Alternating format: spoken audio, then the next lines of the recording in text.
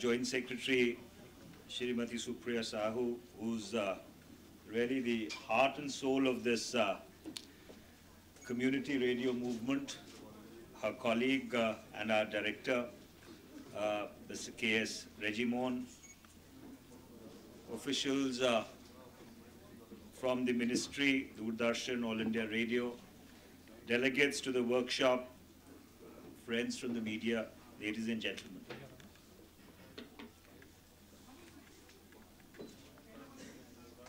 When I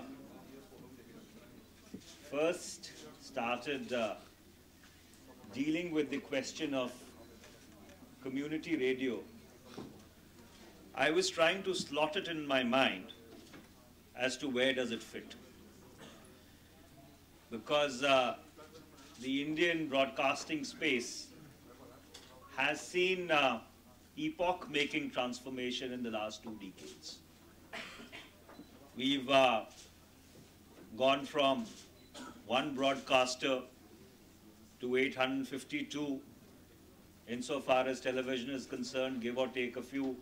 Supriyaji would have the exact figures with her. Even in the radio space, we've gone from one national broadcaster, All India Radio, to a plethora of FM radio stations across the country. Of course, news is not allowed to be broadcast, but ingenuity has no limits, and some of them do find their own ways of broadcasting a variant of news. And then you've had this complete explosion of what is called the new media space, or the social media space, whereby if you go by the estimates which are available in the public domain, India may be having about 7 crore broadcasters who are on Twitter, who are on Facebook, who are on various other media platforms. So therefore, the ability of people to be able to put out their views in the public space has gone up exponentially. And while we have the proliferation of the instruments of information dissemination on one hand, you have a growing intolerance and a growing impatience with the ability to be able to accommodate, if not appreciate, each other's viewpoint. And this is what I call the paradox of the short fuse. That while we have empowered people, technology has given us the opportunity to be able to increasingly become public even with our private views. Our ability to be able to take in that cross-section of opinion is unfortunately on a very thin-skin syndrome, for the lack of a better expression. And therefore I was always trying to figure as to where does community radio fit into this paradigm. And one day, while I was applying myself to this question, a bulb clicked in my mind. And that is, before I became Minister for Information and Broadcasting, I had the honor of serving my party as its spokesperson for 4.5 years. And I used to always marvel that there are 2 discourses in this country.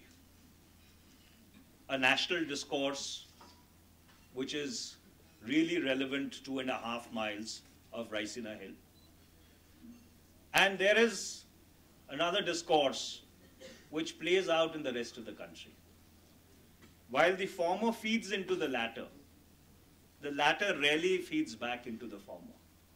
And I used to experience this on a weekly basis, that when I used to go to my constituency on a Friday evening, whatever we would do out here from Monday to Friday in terms of television debates, the various responses or the various proactivism on issues which were national or of international import or even of regional import, somehow none of that used to figure in the conversations which I used to have with my constituents. It seemed as if that discourse was really irrelevant to their lives. Their concerns were extremely local. Their demands were development-oriented. They were circumscribed by the immediate needs of their lives. And week after week, I used to have this dichotomy that 5 days we would do something, and when we would go down to the people who have elected us and sent us here, I would realize that they seem to be living in a different world altogether. It was not the disconnect of the India and the Bharat, but it was the disconnect of different discourses which are playing out concurrently in this country on a 24/7 basis. And that is where I discovered that community radio or the community radio movement has a hugely important role to play. Because those concerns are neither discussed, nor debated, nor deliberated with the vigor which they deserve. Unfortunately, because some of those issues are extremely dry, they're extremely localized, they obviously would not generate the kind of excitement which advertisers are looking for, which essentially are the revenue models on which the broadcasting industry thrives. So therefore, they do not find that kind of visibility or find that kind of display in what we call colloquially the national discourse. But those are the real issues, which issues of poverty alleviation, issues of water, issues with regard to how rural communities or farming communities need to innovate and improve on their techniques. And I can go on chapter and verse delineating them. And therefore, we decided that we would try and give the community radio movement in this country the greatest fillip that we can. Unfortunately, since we are also, like other government departments, really thin in terms of the manpower that we can devote to this particular issue, it's an effort which really has to be led by the community. And I can understand that when Supriya ji flagged the issue of sustainability of community radio, possibly it is the most germane and the most vital issue which must be uppermost in the minds of people who run these very important but little initiatives on a 24/7 basis.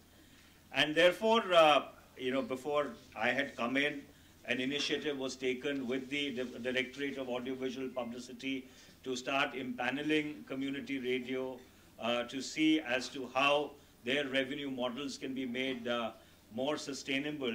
And if I remember correctly from the top of my head, about 6 crores of advertisement had gone out from the Directorate of Audiovisual Publicity in the past years to the community radio movement. Of course, it is a drop in the ocean compared to what we do for the rest of the media space, but I think it's a beginning which has been well made.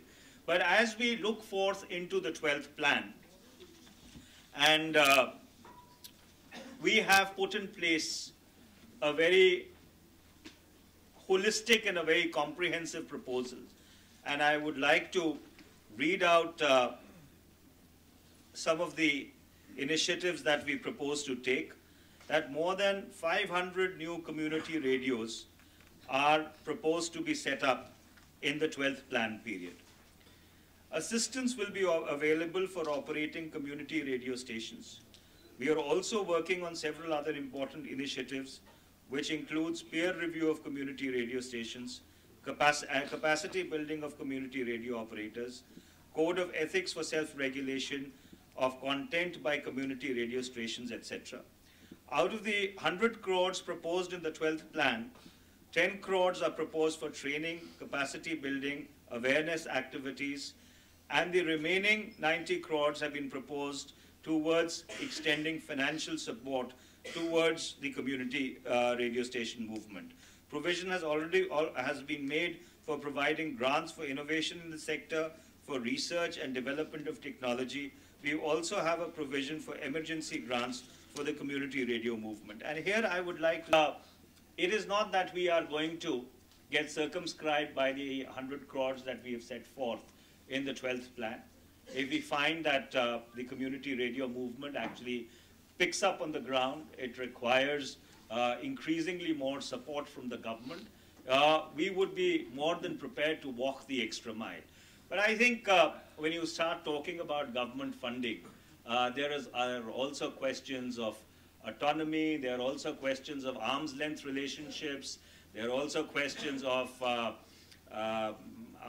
the independence of the whole community radio movement, which need to be factored in. And those are questions which will have to be deliberated at length by the practitioners of this movement, because they are increasingly important that if we are going to have a vital and a vigorous and a robust debate in the community radio space, then to what level should be the government interface with this entire effort is something which will need to be determined.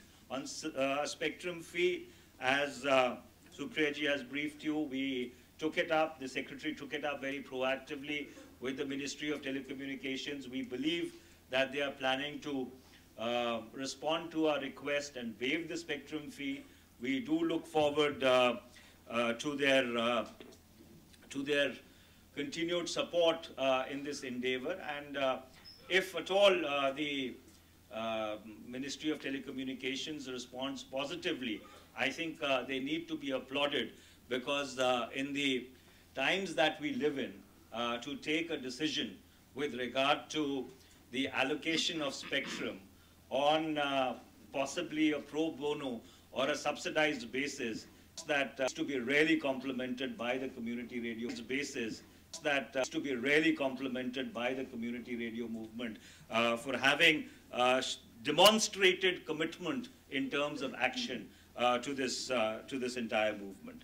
Lastly, I would just like to end by saying that the Secretary flagged for my attention the issue of allowing news to be run on community radio.